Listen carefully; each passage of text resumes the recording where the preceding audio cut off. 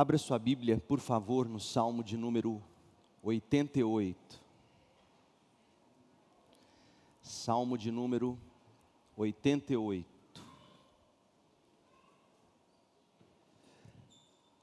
Quando a escuridão não passa. Salmo 88.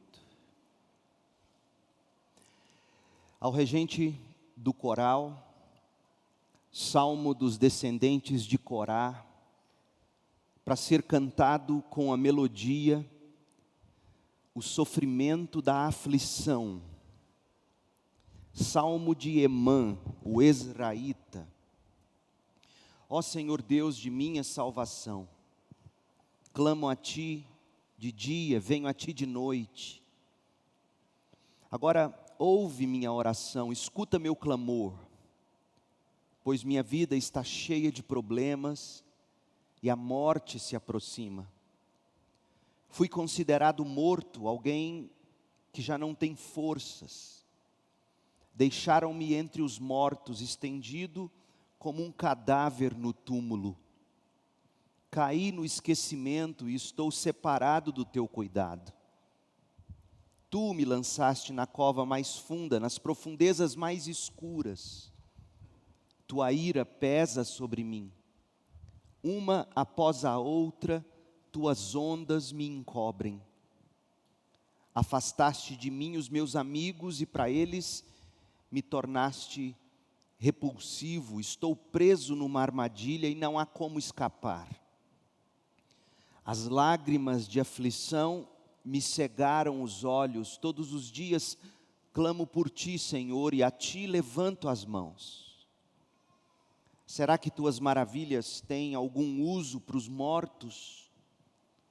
Acaso os mortos se levantam e Te louvam?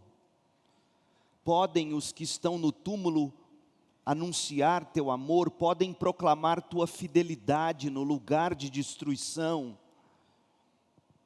Acaso as trevas falam de Tuas maravilhas? Pode alguém na terra do esquecimento contar de Tua justiça? A Ti, Senhor, eu clamo, dia após dia, continuarei a suplicar. Ó Senhor, por que me rejeitas? Por que escondes de mim o rosto? Desde a juventude estive doente e à beira da morte. Teus terrores me deixaram indefeso e desesperado. Sim, Tua ira intensa me esmagou, Teus terrores acabaram comigo. O dia todo agitam-se ao meu redor como uma inundação e me encobrem por completo. Tiraste de mim meus companheiros e pessoas queridas. A escuridão, as trevas, é a minha amiga mais chegada. Esta é a palavra do Senhor. Você escolheria assistir um filme sabendo que o final do filme não será feliz? A maioria de nós, imagino, diria que não. Você leria um livro sabendo que a história no final não tem final feliz? É difícil ter ânimo para começar um livro assim, um filme assim. A vida já é triste demais, dizem por aí. E outra, quem não gosta de final feliz, arrebatador, um final com resolução, um final com risada? Talvez seja por isso que ação e aventura, bem como comédia romântica, estejam entre os top 5 dos gêneros mais assistidos pelas pessoas. Sim, o drama também, e se não me engano, drama está em segundo lugar na lista dos mais assistidos, atrás de ação e aventura, mas o drama sempre com algum final feliz. É da nossa natureza, a gente gosta e torce por finais felizes. Só que o salmo que nós lemos, o salmo que nós temos em tela, é sem final feliz. Derek Kidner, entre os estudiosos bíblicos mais respeitados, ele abre o seu comentário neste salmo com a seguinte frase, ele escreve: não há oração mais triste no saltério. Leopoldo, outro comentarista bastante consultado, escreveu assim: é o salmo mais melancólico encontrado nas Escrituras. E ele acrescentou: o salmista está tão profundamente atribulado quando concluiu sua oração, quanto estava quando a iniciou. Ele começa aflito, ele termina aflito. É um salmo sem final feliz. Stuart Perrone, que é um pastor e teólogo anglicano do fim do século XIX, ele anotou: este é o salmo mais sombrio e triste de todo o saltério. É um lamento de tristeza do começo ao fim. E é verdade. Ouça, leia comigo mais uma vez a conclusão no verso 18. E veja se não é um salmo sem final feliz. Ele escreve: tiraste de mim meus companheiros e pessoas queridas. A escuridão é a minha amiga mais chegada.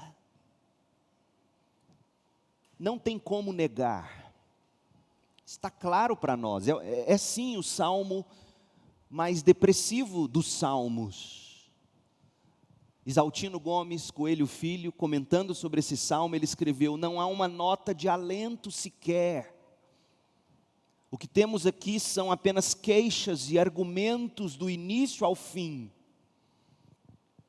Você já notou que os demais salmos costumam começar com lamento, mas eles terminam com louvor pelo livramento? Mas este salmo, ele termina negativamente, sem final feliz, ele termina fúnebre. A versão da Bíblia Almeida, revista e atualizada, segue o texto hebraico, porque esse salmo foi escrito originalmente no hebraico, e seguindo a tradução, ou melhor, a sequência das palavras no texto hebraico, a versão Almeida, revista e atualizada, coloca como última palavra desse salmo a palavra trevas. Porque esta é a última palavra do salmo, trevas, escuridão. A palavra também foi traduzida em outro lugar como sepultura. A pergunta que fica é: se é sem final feliz, como nós podemos aprender algo do Salmo 88? Se é o salmo mais melancólico, o salmo mais escuro, se eu e você preferimos ler livros com finais felizes, assistir filmes com finais felizes, que lição há nesse salmo para a gente? É bom que se tenha pelo menos um salmo assim no livro dos Salmos. Sabe por quê? E esta palavra é para todo mundo, do menor que me entende ao mais idoso. E por incrível que pareça, geralmente os menores não prestam atenção nestes temas, para a tristeza deles.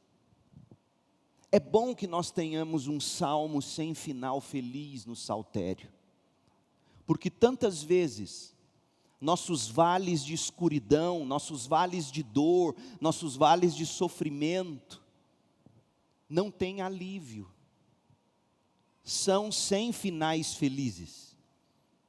Pergunte, por exemplo, ao filho, ao menino, chegando à pré-adolescência, e esse menino ora incessantemente pela cura do câncer da mãe,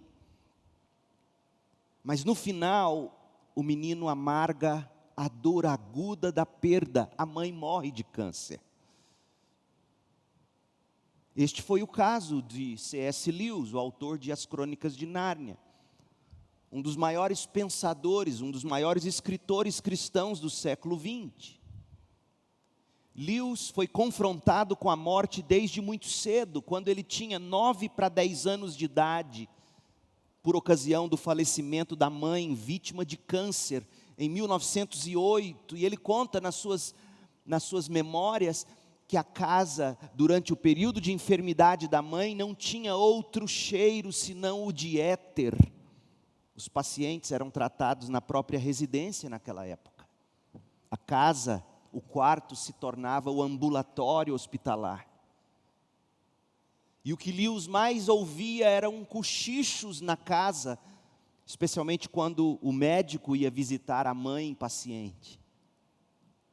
E aquele menino com 9 para 10 anos, angustiado, orando, ele tinha aprendido, desde pequenininho, nasceu num lar protestante, que ele podia orar e que Deus ouve e responde orações, mas a mãe dele morreu de câncer. Isso deixou ele muito revoltado com Deus. Afinal, ele tinha aprendido a fazer suas orações e havia aprendido que Deus ouve e responde, mas a mãe morreu.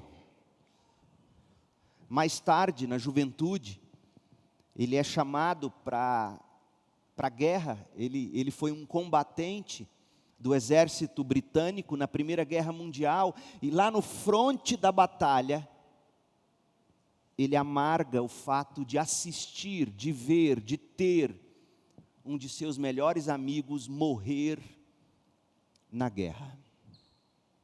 Depois, contando 31 de vida, foi a vez do pai dele morrer. O pai dele morreu.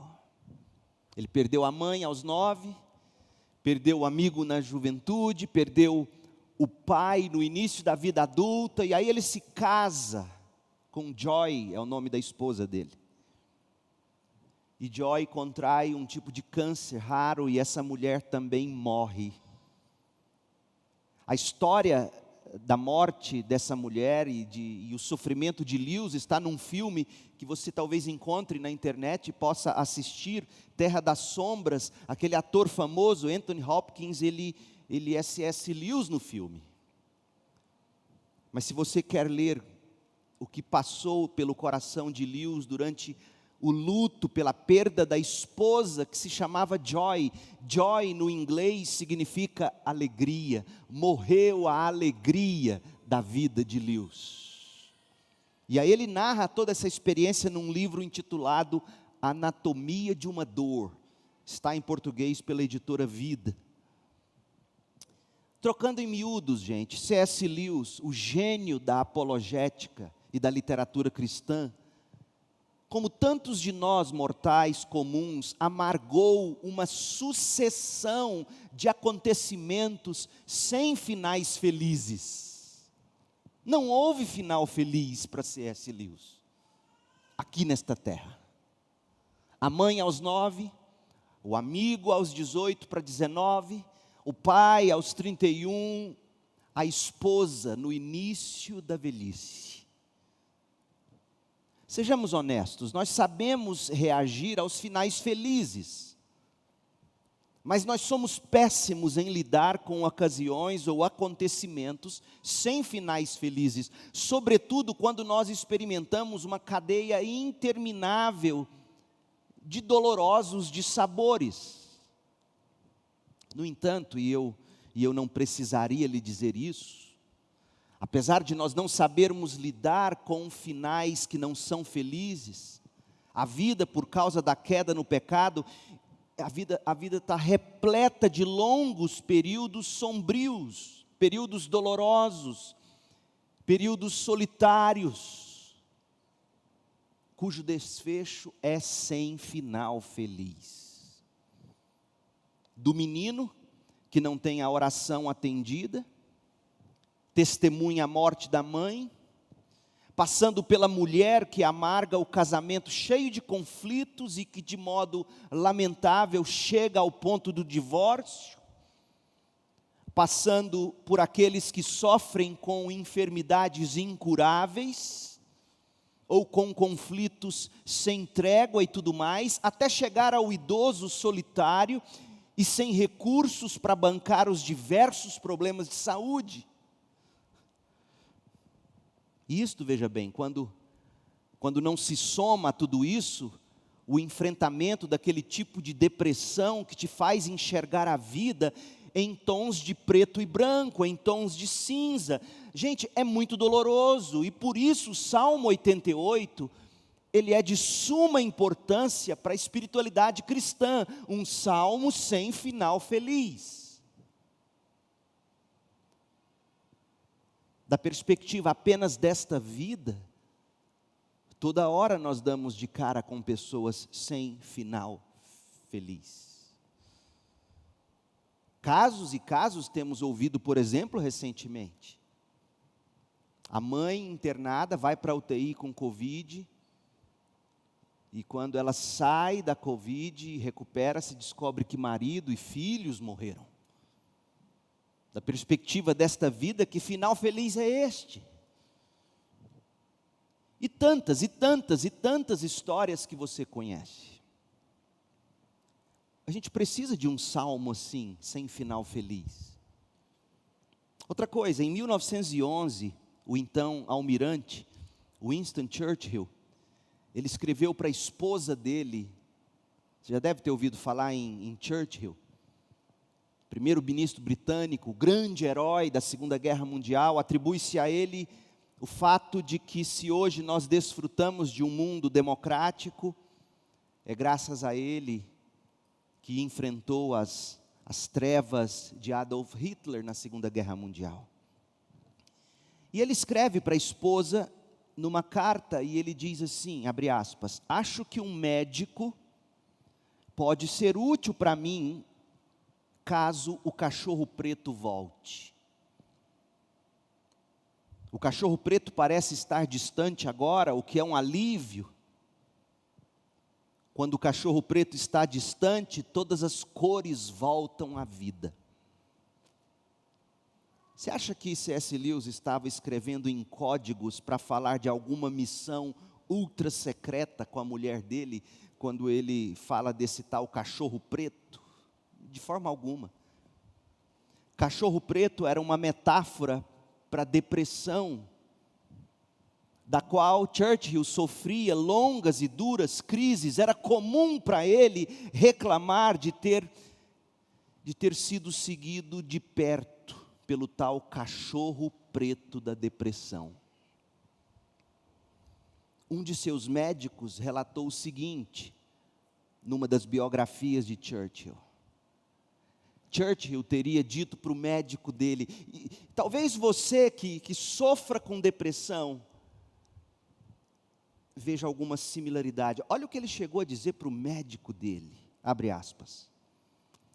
Eu não gosto de ficar perto da borda de uma plataforma quando um trem expresso está passando.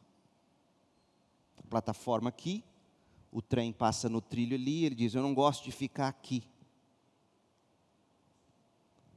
Eu não gosto de ficar mais, eu gosto de ficar mais para trás da plataforma.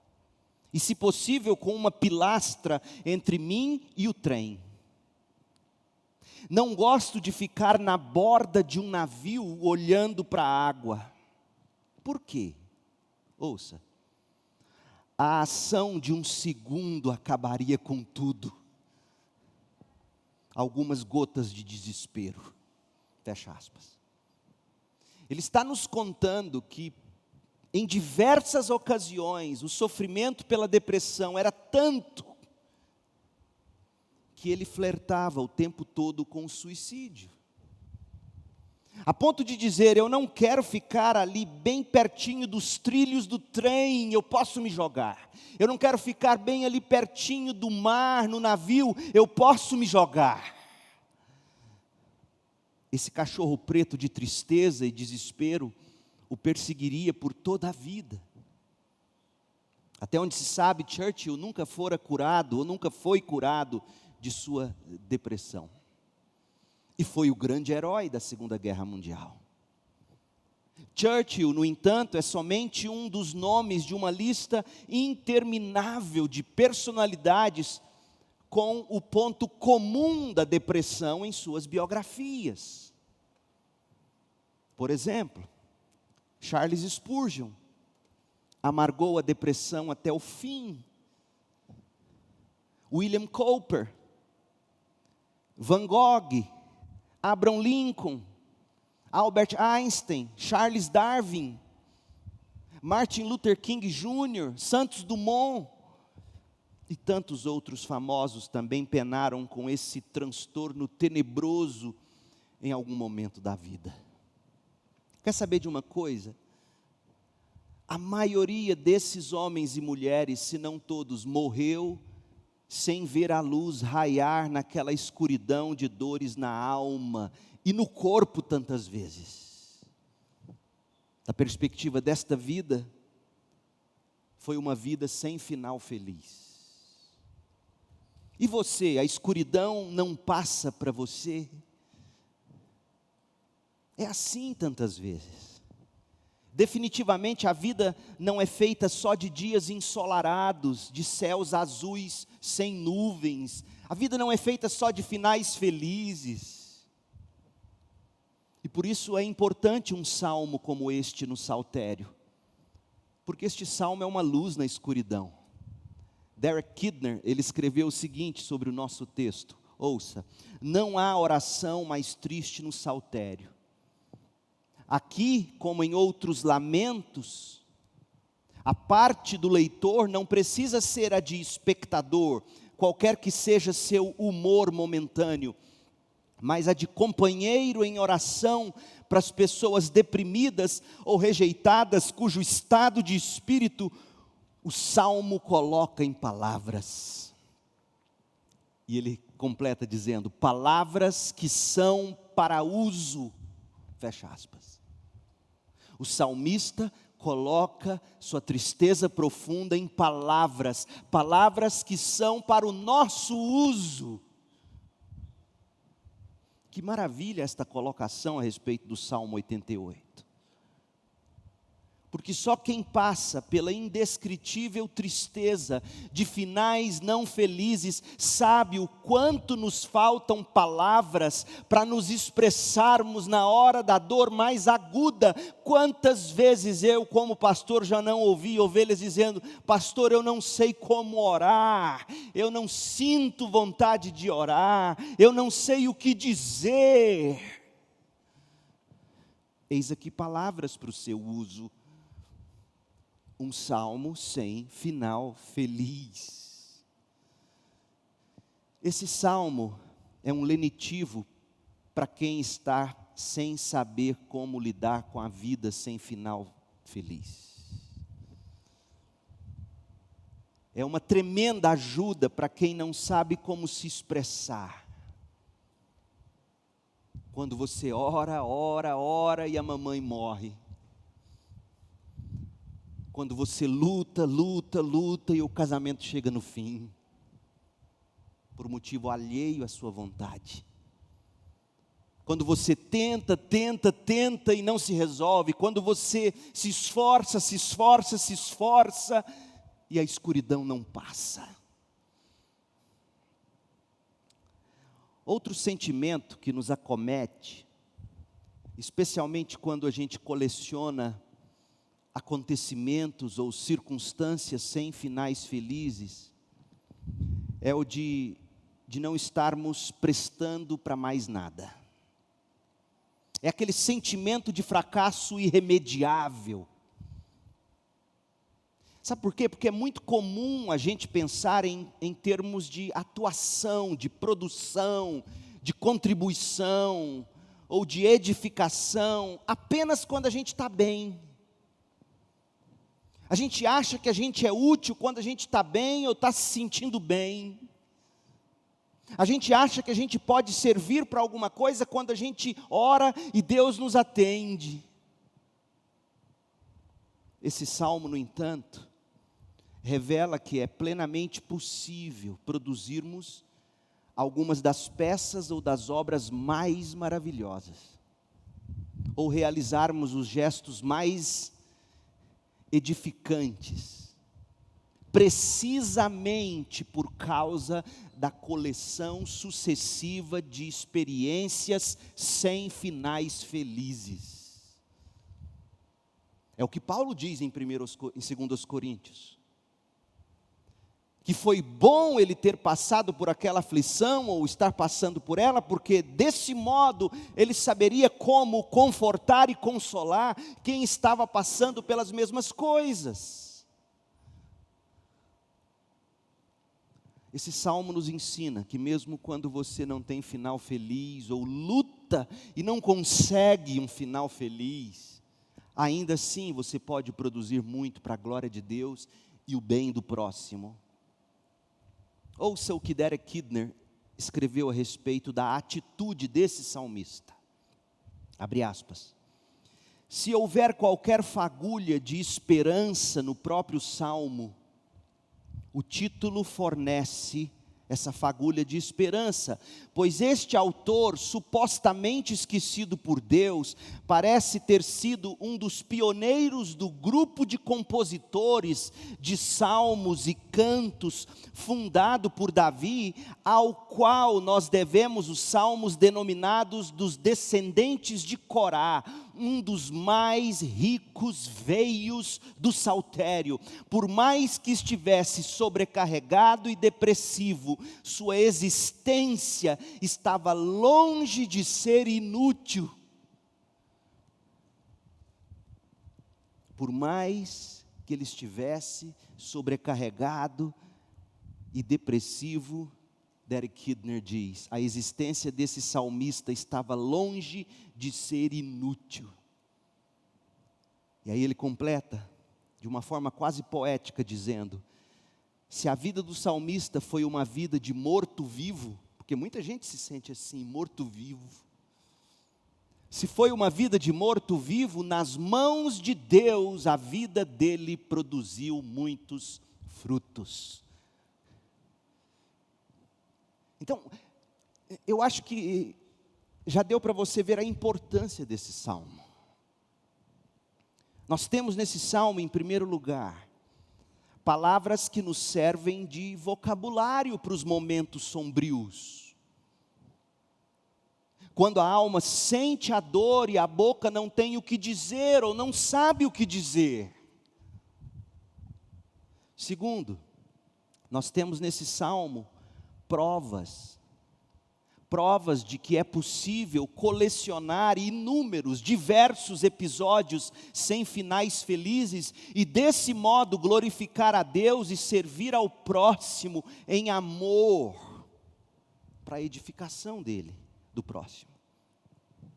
Portanto, além de luz na escuridão que não passa, esse salmo é estímulo a quem entregou os pontos, ou está pensando em entregar os pontos, porque está cansado ou cansada de orar e lutar e não ver o final feliz, quando a escuridão não passa. Mas tem algo mais que, a título de introdução, eu quero tratar com você. Esse salmo nos ensina a contrastar e corrigir as formas mais comuns para o enfrentamento do problema do sofrimento. Problemas e sofrimentos estes que tantas vezes são profundos, intratáveis, irremediáveis e que nunca vão embora nesta vida. Então, diante de um problema intratável, insolúvel, diante de uma realidade ingrata, as pessoas procuram respostas. Por que fulano está sofrendo tanto? Por que fulana está sofrendo tanto? Ou, quando pior ainda, por que eu estou sofrendo tanto? Qual é a razão disso? Existe pelo menos 4 respostas comuns ao problema do sofrimento. E a cada uma delas, este Salmo 88 traz uma resposta dizendo, não é verdade, não é assim. Uma das respostas comuns, há os que, influenciados pela espiritualidade oriental, e isso hoje em dia é mais comum do que você imagina, está nos filmes, nas séries de TV, nos livros, nos quadrinhos. Pessoas influenciadas pela espiritualidade oriental costumam dizer aos que estão sofrendo, Dizem que sofrimento, dificuldade, dor, é tudo uma ilusão. E que se a pessoa apenas conseguisse abrir os olhos para a realidade, elas perceberiam que na verdade não há sofrimento, não há dor, não há problemas. E muito desse neopaganismo contemporâneo, revelado nos filmes, nas séries, comprou essa ideia, que vem do hinduísmo ou do budismo. Ideia de negação, ou de que o sofrimento, a dor, a dificuldade é uma ilusão, de que se nós apenas fôssemos iluminados de algum modo, por algum conhecimento superior, tudo passaria. Bem, isso é falso ensino, nós sabemos disso na prática. A gente vive num mundo caído, existem consequências para o pecado. O pecado trouxe consigo a miséria e, portanto, a dor não é irreal. É muito real o sofrimento. São muito reais as situações sem finais felizes. Esse salmo mostra isso. Segundo, há aqueles que lidam com o problema do sofrimento da seguinte maneira. Talvez aqui você se identifique mais.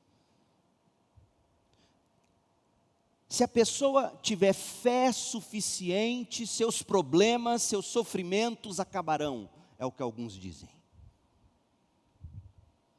Esses dizem que se alguém está sofrendo, alguém está frustrado, alguém está atribulado, dolorido, se alguém está sendo provado em tudo na vida, o problema é que o indivíduo simplesmente não está confiando bastante em Deus. Isso é o que dizem os supercrentes do Evangelho da Saúde e da Prosperidade. Ou como alguns preferem dizer, do Evangelho que traz saúde e prosperidade. Os pregadores do movimento Palavra da Fé, que se propagaram pelo mundo, inclusive aqui em Goiânia, pregam que se tivéssemos fé suficiente, tudo ficará bem, o final será feliz. Mas a gente olha para esse salmo e vê um homem de fé, e a gente o vê dizendo que desde pequenino ele sofre e Deus não o atende. Vemos um homem que, não obstante a todo o sofrimento e ao final infeliz no salmo, não deixou de orar, era um homem de fé. Membro fundador do grupo compositor dos Salmos de Coré, era um homem de fé, sem final feliz. Terceiro, há a forma mais branda do falso ensino de que fé suficiente garante finais felizes. E essa forma mais branda se expressa mais ou menos assim: o crente nunca fica sem respostas, e seu sofrimento nunca fica sem algum remédio. Novamente, a gente sabe que isso não é verdade. Pergunte a Jó se ele teve alguma resposta. Pelo menos do ponto de vista que nós buscamos respostas. Jó não teve. E era um homem de fé. Olhe para esse salmo, o salmista teve resposta. Ele encontrou a cura? Também não.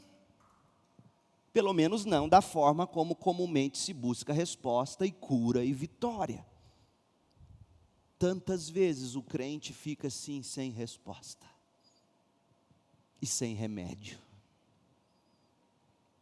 Em quarto lugar, face ao problema do sofrimento, há aqueles que reagem de modo mais filosófico. Esses dizem mais ou menos assim: simplesmente não há resposta para o problema do sofrimento. Não, na verdade, a resposta é perceber que não há resposta para o sofrimento. Luiz Felipe Pondé e outros filósofos aí na mídia dizendo isso. A resposta é entender que não há resposta. E onde está a esperança em saber que a resposta é saber que não há resposta para o problema do sofrimento. A esperança, dizem eles, é você apenas nutrir coragem para viver. Bem, essa também não é a mensagem do Salmo 88. Porque mesmo nesse salmo que termina na escuridão, existem de fato algumas respostas. E essas respostas podem não ser todas as respostas que a Bíblia nos dá, ou que as pessoas gostariam de obter. Mas existe no Salmo 88 respostas importantes para o leitor atento, para o leitor orante. Portanto, o que nós faremos a seguir será olhar para esse salmo e ver que tipo de resposta nós obtemos quando a escuridão não passa, quando o sofrimento não abranda, quando a dor não finda, quando o final não é feliz. Para tanto, nós vamos dividir o salmo da seguinte maneira. Presta atenção aí no texto e veja comigo. Nós vamos dividi-lo em 4 partes. Primeira, versículos 1 e 2, oração repetida. Versículos 3 a 9, coração rasgado. Versículos 10 a 12, ponderação realista. 13 a 18, aflição recorrente. Quando a escuridão não passa, oração repetida, coração rasgado, ponderação realista, aflição recorrente. Nós vamos examinar cada um desses pontos e no final nós vamos apontar alguns caminhos de esperança que podem ser achados neste salmo. Tudo isso à luz de outras passagens bíblicas que devem governar nossa atitude face a Deus quando a escuridão não passa. Então vamos à primeira realidade no salmo, oração repetida. O salmista, ele inicia basicamente clamando o seguinte: Senhor, por favor me ouça. Por favor, apenas me ouça, Deus. Leia comigo, versos 1 e 2. Ó Senhor, Deus de minha salvação. Ele chama Deus de Yahvé, o Deus da aliança, Senhor, com todas as letras em maiúsculo.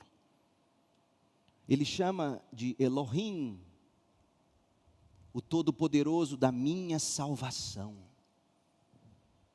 E ele termina lá no verso 18, dizendo que o Deus da salvação dele o deixou na escuridão. Ó Senhor, Deus de minha salvação, clamo a Ti de dia, venho a Ti de noite. Agora ouve minha oração, escuta meu clamor. Dito de outro modo, eu tenho clamado por Tua ajuda. Dia e noite eu tenho suplicado, mas é como se o Senhor não estivesse me ouvindo. Por favor, Deus da minha salvação, Senhor soberano, por favor me ouça. Está claro para nós, o salmista orava, o salmista pedia, o salmista clamava, o salmista suplicava. Mas a petição dele aparentemente não estava sendo ouvida. O que nós aprendemos? A gente aprende, meu povo, que até os crentes salvos, mais fervorosos, sentem que seus clamores por ajuda e socorro podem não estar sendo ouvidos. Eles sentem assim. E nessas circunstâncias, a gente precisa ter cuidado para a gente não agir como os amigos de Jó e dizer a nós mesmos ou a alguém que está sofrendo que se não tivesse pecado, ou que se ele se arrependesse, ou simplesmente confiasse mais em Deus, tudo ficaria bem, porque isso simplesmente não é verdade. Esse salmista tem fé, ele tem disciplina para orar, ele tem o seu Deus como Deus salvador pessoal. Há momentos em que crentes maduros se sentem como se suas orações não tivessem sido ouvidas e felizmente, esse salmo está nos lembrando dessa realidade. Se não fosse esse o caso, realmente haveria motivo para desespero. Quer ver uma coisa? Se você estivesse passando por um período em que sua oração não está sendo ouvida, pelo menos não da perspectiva como você se sente. Se você estivesse passando por um período onde Deus parece distante, em silêncio, e você pensasse que a Bíblia ensina que os verdadeiros crentes nunca ficam sem resposta, nunca passam por esses períodos, o que você pensaria de si mesmo? Você entraria em desespero, óbvio. Se eu não estou sendo respondido, se eu não estou sendo ouvido ou atendido, é porque eu não sou crente. Se eu fosse, Deus me atenderia. Ocorre que aqui está um crente piedoso, um crente maduro, mas que ora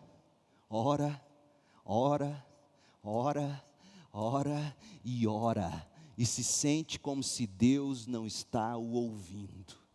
Já esteve lá? Quem era esse homem? Quem era o salmista que fazia a oração repetida, aparentemente sem ser ouvido? A gente lê o nome dele no início. Veja o título desse salmo. É um salmo endereçado ao regente do coral, salmo dos descendentes de Corá, para ser cantado com a melodia, o sofrimento da aflição, salmo de Emã, o Ezraíta. Agora, você sabe quem era Emã, o Ezraíta? Ele foi um dos pioneiros do grupo dos coraitas, do templo de Deus. Foi ele quem, sob o comando de Davi, montou um conjunto ou coral que nos legou uma série dos salmos mais lindos do saltério, os salmos dos descendentes de Corá. E isso é bastante para se concluir que não importa o quão escuro tenha sido este momento delongado em sua vida, a vida dele. Ele era, em última análise, um homem que confiava em Deus, amava a Deus, adorava a Deus, compunha para o povo de Deus, amava o povo de Deus, liderava a adoração. Ele tinha sobre si o desígnio de glorificar a Deus e desfrutar desse Deus para sempre. Logo, não era por não ser piedoso que suas orações não eram respondidas. Se pesa sobre você a ideia de que o que te falta é ser mais piedoso para Deus te responder, saiba, não é esse o caminho. Pergunte para Emã. Aliás, gente, por ser piedoso é que o salmista não parava de orar. Sabe por quê? Porque só faz oração repetida. Só persevera em oração. Socorro, Deus, ouça-me, Deus, atenda-me, Deus. Só persevera em oração repetida, mesmo que sem respostas, quem de fato crê. Essa verdade já é em si luz para os que estão na escuridão que não passa. Continue crendo, continue orando, não deixe de orar, não deixe de falar com Deus, não deixe de clamar com fé. Segundo, coração rasgado. Em meio ao seu orar,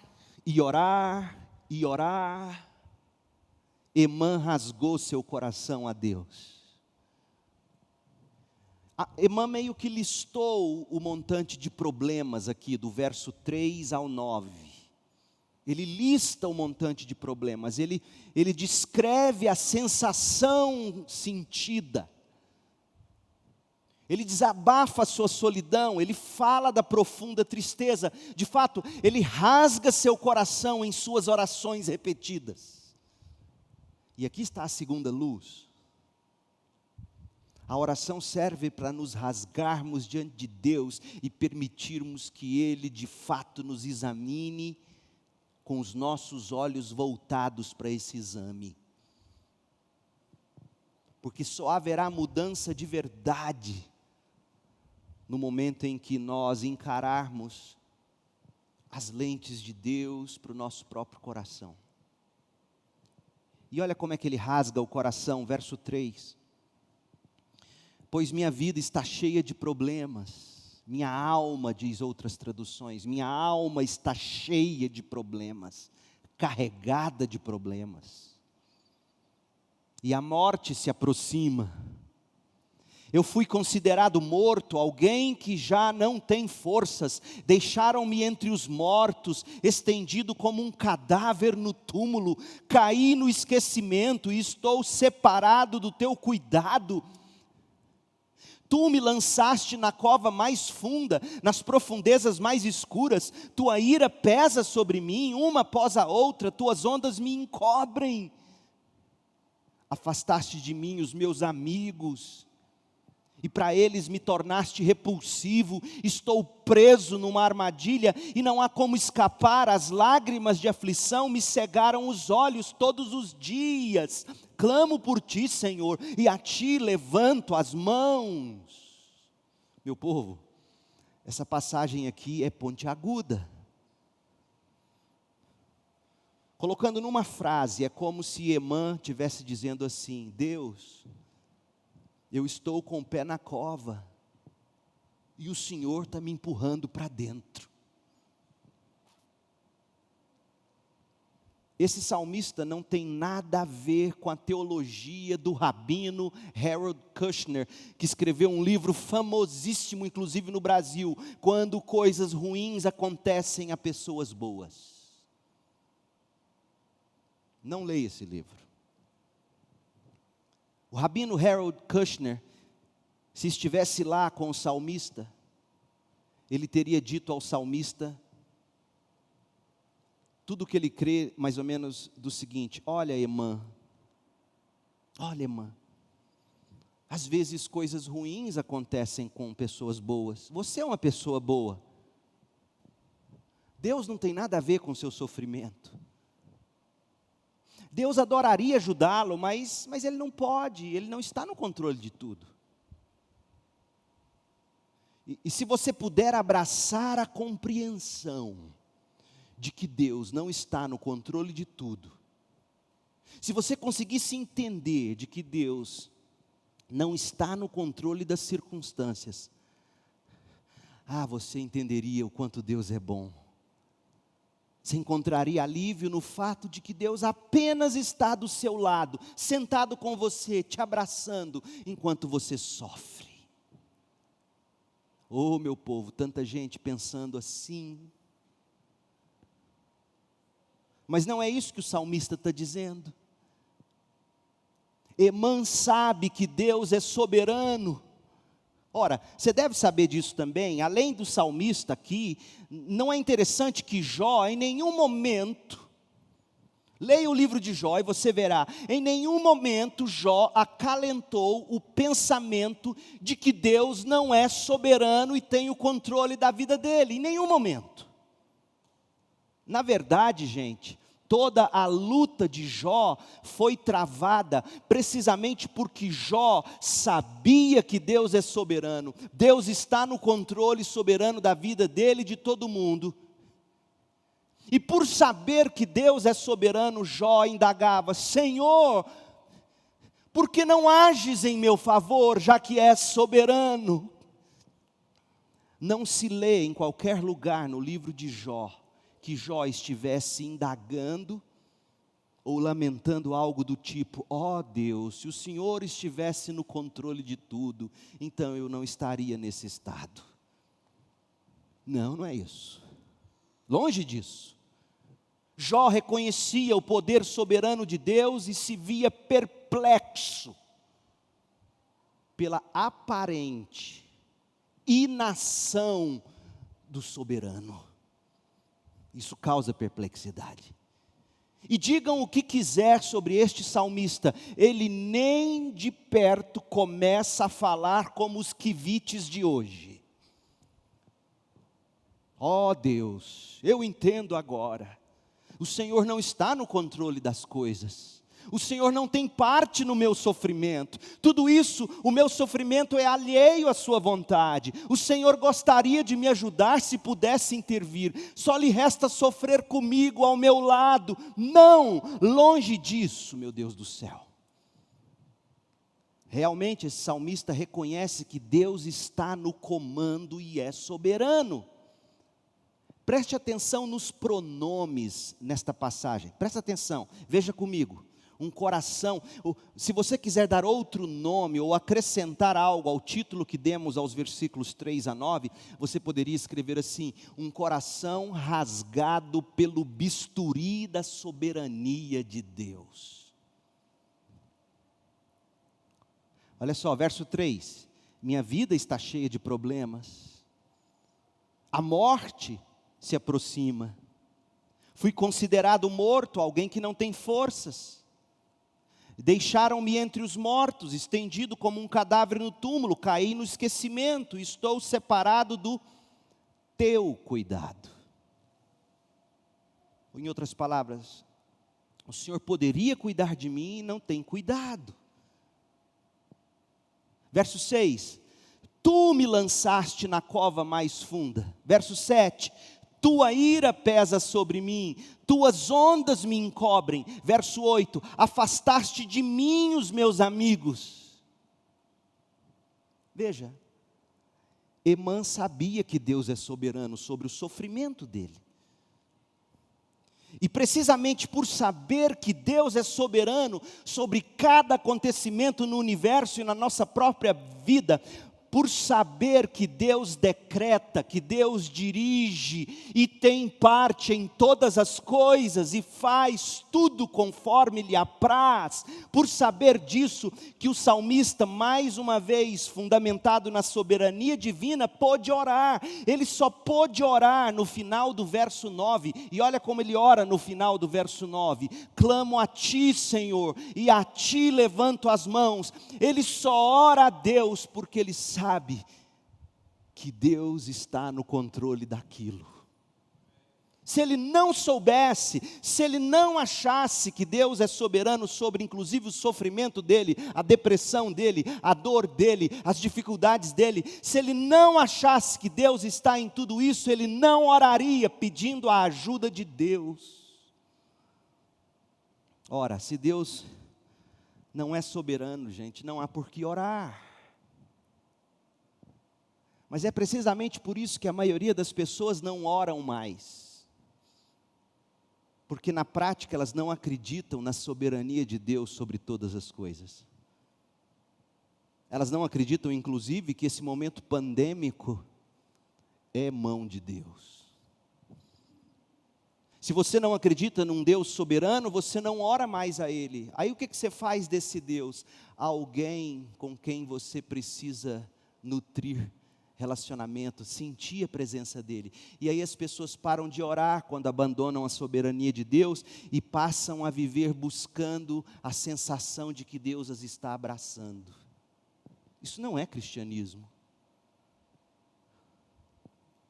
O salmista rasga o coração dele com a soberania de Deus, e porque ele sabia que Deus estava no comando e está no comando, ele ora, ele pede, ele diz: Senhor, tu podes, tu estás me conduzindo assim. A perplexidade de Jó era exatamente essa: Senhor, tu és soberano, eu sei disso, por que não fazes alguma coisa? A ponderação realista, em terceiro lugar. A etapa seguinte do nosso salmo traça uma ponderação legítima em meio a tanto sofrimento. O salmista, ele apela com base num desejo. Isso aqui é lindo. Isso aqui é outra luz. A primeira luz, quando a escuridão não passa, continue orando, continue orando. Nessas orações, segundo, rasgue seu coração, confiante na soberania de Deus. Em terceiro lugar, descubra o que de fato importa na vida. Olha o que esse salmista pede, olha qual era a intenção dele, versos 10 a 12. Ele pondera de um modo realista, pelo menos da perspectiva dele, porque lembre-se, ele está no Antigo Testamento, a revelação de Deus é progressiva, ele ainda não havia aprendido plenamente sobre a vida do crente após a morte e a realidade da ressurreição. Entretanto, ele diz o que ele queria. São 3 versículos, cada versículo com 2 perguntas. O salmista faz 6 perguntas a Deus e revela o que ele queria. Verso 10. Será que tuas maravilhas têm algum uso para os mortos? Acaso os mortos se levantam e te louvam? Podem os que estão no túmulo anunciar teu amor? Podem proclamar tua fidelidade no lugar da destruição? Acaso as trevas falam de tuas maravilhas? Pode alguém na terra do esquecimento contar de tua justiça? Em suma, o que esse salmista desejava? Ele dizia assim: eu quero te louvar, meu Deus, eu quero te adorar, eu quero falar das suas maravilhas, eu quero falar da sua justiça. Mas eu não poderei fazer isso se eu não tiver vida, eu não poderei te louvar no túmulo, não poderei testemunhar de suas maravilhas se eu morrer, não poderei falar às pessoas sobre a tua justiça, fidelidade, misericórdia, amor se eu estiver morto. Então, por favor, Deus, me ouça, responda a minha oração, eu quero continuar te louvando enquanto tenho vida, me ajude. É assim que a gente ora. Deus, me cura porque eu entendo que se curado, eu adorarei mais o Senhor e melhor, eu me darei mais ao Senhor e assim por diante. Bem, há muito que a gente aprende com as declarações do salmista. Para começo, a gente tem que parabenizá-lo, porque ele não esqueceu qual é o fim principal do homem. Aqui está estampado que ele sabia que o fim principal do homem é glorificar a Deus e desfrutá-lo para sempre. Ele queria continuar adorando a Deus, só que ele achava que morto não adora a Deus. Mas ironicamente, não é interessante que Deus faria e fez exatamente o que o salmista pensa que ele não poderia fazer? Preste atenção em cada uma das perguntas do salmista e veja como Deus teria respondido da perspectiva do Novo Testamento. Verso 10. Será que tuas maravilhas têm algum uso para os mortos? Na verdade, sim, terá, diz o Senhor. Acaso os mortos se levantam e te louvam? Na verdade, querido crente do Antigo Testamento, levantarão e me louvarão, diz o Senhor. Verso 11, podem os que estão no túmulo anunciar teu amor? Sim, é possível, no túmulo do meu Filho eterno, diz o Senhor. Podem proclamar tua fidelidade no lugar de destruição? Sim, poderão, meu Filho vai suportá-la por você, declara o Senhor. Acaso as trevas falam de tuas maravilhas? Verso 12, ah sim, elas ressoarão até as profundezas do inferno, afirma o Senhor. Pode alguém na terra do esquecimento contar de tua justiça? Se pode, diz o Senhor, a terra toda se encherá do meu conhecimento e da minha glória. Veja, a própria forma como Emã entende e descreve a morte, sem o conhecimento completo da revelação progressiva e total de Deus, diga-se de passagem, mas a própria forma como o salmista entende e descreve a morte, serve hoje para nós realçarmos lindamente a esperança da ressurreição. É importante a gente lembrar disso, porque em última análise, nossa esperança não é simplesmente que quando nós morrermos, nossa alma irá imediatamente para o Senhor. Isso é verdade. Nossa esperança é mais do que isso. É de que um dia nosso corpo ressuscitará dos mortos e a totalidade do nosso ser, corpo e alma, ou corpo e espírito, reviverá, louvará e adorará a Deus pelas maravilhas dEle, pelo amor dEle, pela fidelidade dEle, pela justiça dEle, e isso para sempre. A própria falta de entendimento completo do salmista coloca em relevo para os crentes hoje, nessa escuridão que não passa, a realidade de que a ressurreição de Jesus é a nossa esperança para esta e para outra vida. É isso que está dito aqui. Ele mostra a angústia que é alguém viver achando que morreu, acabou. E a gente sabe em Cristo Jesus que morreu, não acabou. Morreu, está só começando. Em Cristo, uma eternidade de delícias e prazeres à destra de Deus. Sem Cristo, uma eternidade de justo sofrimento. E Deus coloca isso diante de nós hoje. Em último lugar, a aflição recorrente. Lembra, esse salmo não tem final feliz aqui nesta vida. A gente chega aos versículos finais e ainda não há resposta para Emã. Ele continua clamando, porque a aflição é recorrente. Verso 13, a ti, Senhor, eu clamo, dia após dia. E olha que fé, continuarei a suplicar. Eu não vou parar, eu não desisti. Eu não acuso o Senhor de insensível, eu não acuso o Senhor de nada, eu continuo orando, porque eu sei que Tu és soberano. Ó Senhor, por que me rejeitas? Por que escondes de mim o rosto? E aqui ele conta por quanto tempo ele sofria. Há quem ache que o salmista deveria ter sofrido de algum tipo de lepra, não dá para saber, mas era um sofrimento. Verso 15, desde a juventude estive doente, à beira da morte, teus terrores me deixaram indefeso e desesperado, sim, tua ira intensa me esmagou, teus terrores acabaram comigo, o dia todo agitam-se ao meu redor como uma inundação e me encobrem por completo, tiraste de mim meus companheiros e pessoas queridas, a escuridão é a minha amiga mais chegada. Gente, esse desfecho nos faz lembrar de que nem sempre haverá um final feliz neste mundo caído no pecado. E ninguém escapa a esse tipo de aflição recorrente. Nem mesmo os crentes mais piedosos. Para ilustrar, deixe-me contar uma história para você. Você já ouviu falar de John Wesley, o grande avivalista, evangelista, o pai pioneiro do metodismo?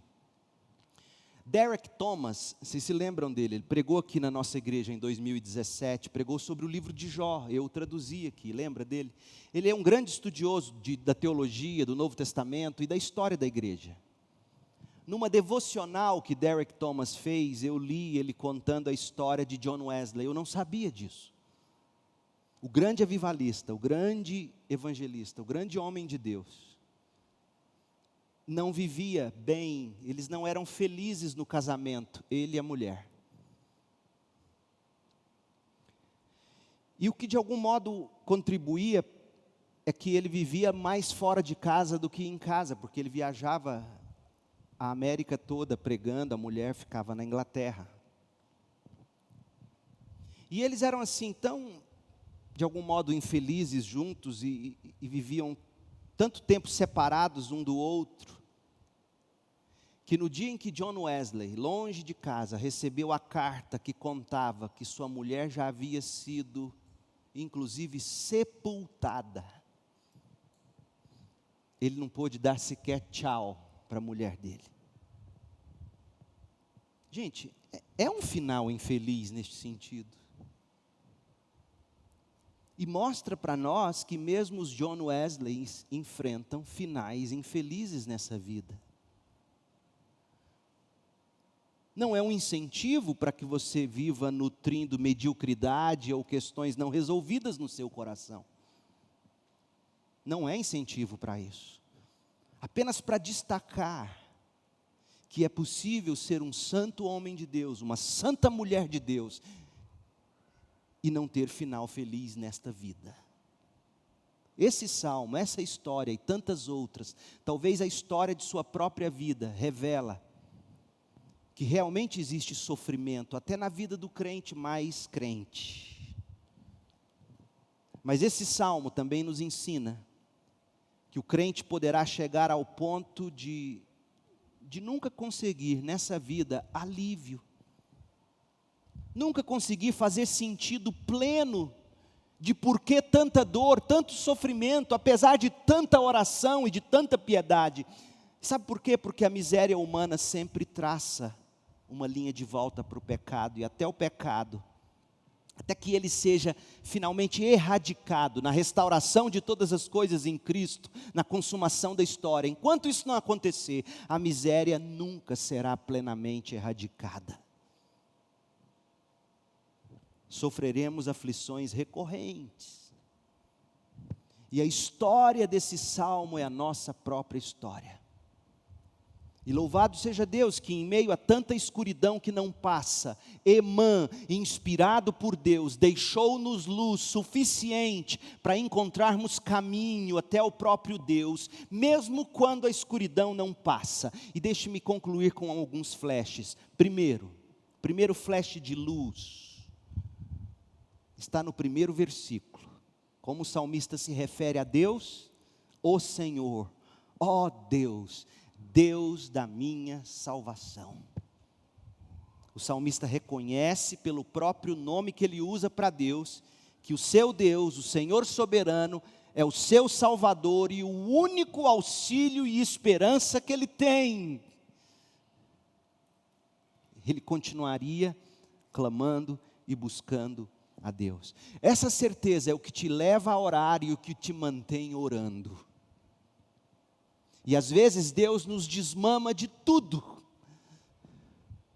Talvez esse tenha sido o espinho na carne de Emã, o sofrimento que não passava, para que Emã pudesse continuar produzindo como fez, para a glória de Deus. Paulo não teve um final feliz deste lado da terra, ou da vida.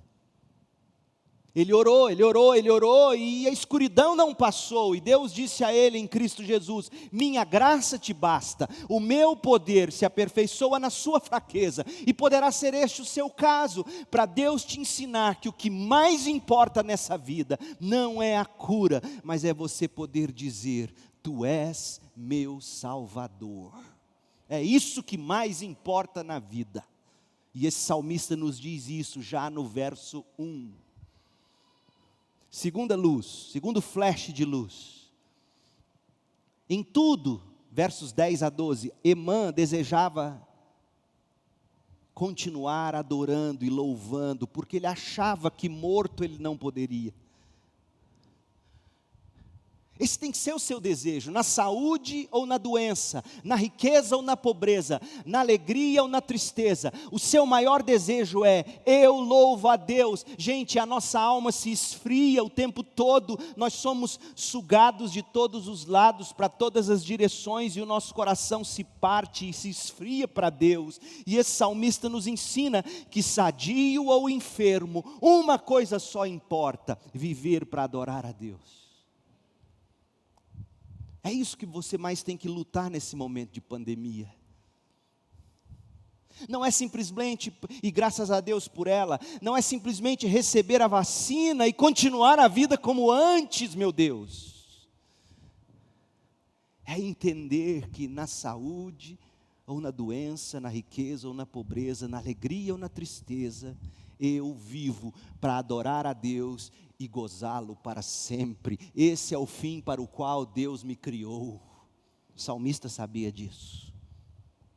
Terceiro flash de luz, na teologia do salmista, Deus é quem decreta e quem dirige todas as coisas, inclusive todo o sofrimento que me acomete.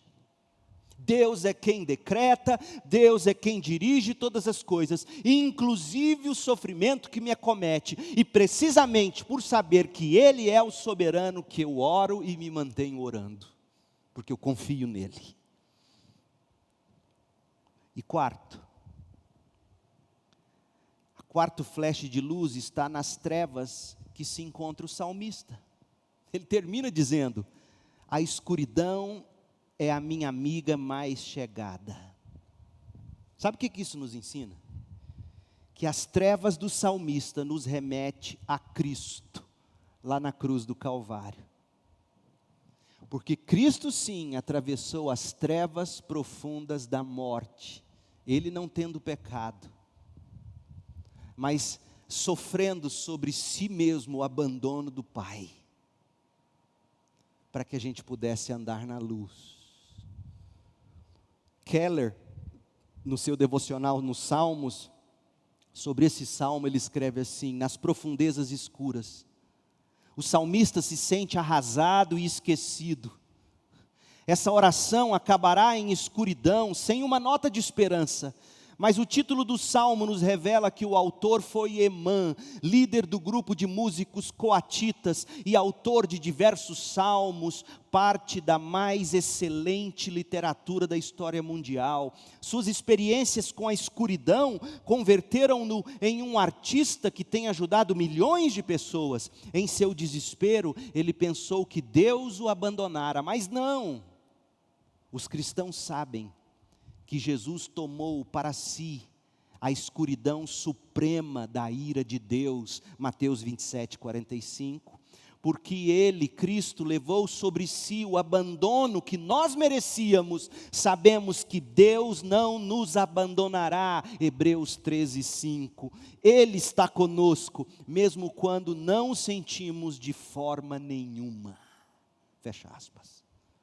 Quando a escuridão não passa, contemple Jesus Cristo, confie no Senhor, o Deus da sua salvação, clame em oração, compartilhe de Cristo na roupagem e nas cores e na voz de sua dor, do seu sofrimento, e conduza as pessoas ao Cristo ressuscitado. Esse é o propósito da vida. Mas eu quero terminar com C.S. Lewis. Você se lembra que a gente começou contando da vida dele? As experiências sem finais felizes no que dizia respeito à morte. A morte da mãe, a morte do amigo, a morte do pai, a morte da esposa que ele tanto amava. Pois bem, quando chegou a hora de C.S. Lewis morrer em Cristo, ao que tudo indica, o final foi feliz. Morrer em Cristo é final feliz. Ele inclusive, C.S. Lewis, parecia estar prevendo a própria morte. Sabe como a gente sabe disso? Uma das últimas cartas que ele escreveu, antes de morrer. E nessa última carta, uma das últimas cartas, ele estava prevendo o fim nesta vida. E eis o que ele escreveu, abre aspas. Imagine-se morrendo, tá? Porque deveria ser esse o caso. É de arrancar lágrimas isso aqui. Imagine-se como uma sementinha, pacientemente hibernando, enterrada no solo, à espera do afloramento, no tempo que o jardineiro achar melhor, para o mundo real, para o verdadeiro despertamento. Suponho que toda a nossa vida presente, quando olharmos para trás, a partir daí, não parecerá mais do que um devaneio sonolento. Este é o mundo dos sonhos, mas o galo está para cantar, e está mais próximo agora do que quando eu comecei a escrever esta carta. Fecha aspas. O galo cantou para C.S. Lewis. E a carta de despedida dele resume o sentimento que toda a sua obra desperta em nós. Uma profunda saudade, não apenas do autor, mas saudade da vida verdadeira que ele está vivendo na eternidade neste momento. Essa é a verdadeira esperança que nos motiva a continuar. Esta peregrinação cheia de fé, cheia de esperança, transbordante de amor, mesmo quando a escuridão não passa. Porque nós não passamos de uma sementinha, pacientemente hibernando. Seremos enterrados no solo, à espera do afloramento, no tempo que o jardineiro, o soberano Senhor, julgar ser o melhor. Se você tem essa perspectiva e essa esperança, de que aqui sim pode não ter finais felizes, mas Cristo morreu e ressuscitou, comprando para nós o melhor de todos os finais para a nossa história nele, vida eterna e abundante. Peregrinando, nós seguimos para os montes, cheios de fé, cheios de esperança, transbordantes de amor, porque sabemos que nem a morte, nem a vida, nem anjos ou principados, nem a doença, saúde, nem a vida, coisa alguma, nada nos separará do amor de Deus que está em Cristo Jesus. Deus te abençoe e que você permaneça com fé, esperança e transbordante de amor, mesmo quando a escuridão não passa. Oremos. Ó Deus, que o Senhor mesmo cumpra em nós o que diz a Tua palavra, que o Senhor mesmo nos mantenha cheios de fé. O Senhor é o autor e o consumador da nossa fé. Que o Senhor nos mantenha cheio de esperança, cheios da bendita esperança de que o Senhor mesmo rasgará esse céu e não precisaremos mais rasgar o coração em dor. O Senhor virá nos buscar. Ensina-nos que seja em que circunstância for, a razão pela qual existimos é para adorá-lo, louvá-lo e gozá-lo para sempre. Mantenha-nos com o coração no céu, em Cristo, aguardando a chegada, a vinda do nosso Rei. Mantenha o nosso coração orante, mantenha a nossa vida, Senhor, de pé no Senhor. Mesmo que não tenhamos todas as respostas, mesmo que não tenhamos as orações respondidas, a maior de todas o Senhor já nos respondeu. O Senhor já nos chamou e está nos santificando, e o Senhor haverá de nos glorificar em Cristo Jesus. Nada nos separa desse amor, mesmo o coração às vezes atribulado. Dá-nos essa certeza, encha-nos dessa esperança, quando a escuridão não passa. Porque sim, um dia o sol raiará, o sol da justiça brilhará, e nós contemplaremos o Salvador. Enquanto isso, precisamos amar os que nos perseguem, abençoar os que nos maldizem. E como a igreja está longe disso nestes dias, ajuda-nos, ensina-nos, que a graça de Jesus Cristo, o amor do Senhor Deus e Pai e a consolação do Espírito estejam sobre o povo do Senhor aqui, em todos os lugares e para sempre, até que Jesus volte. Oramos no nome dEle, do nome do Cristo ressuscitado dos mortos, hoje e para sempre. Amém. Deus te abençoe.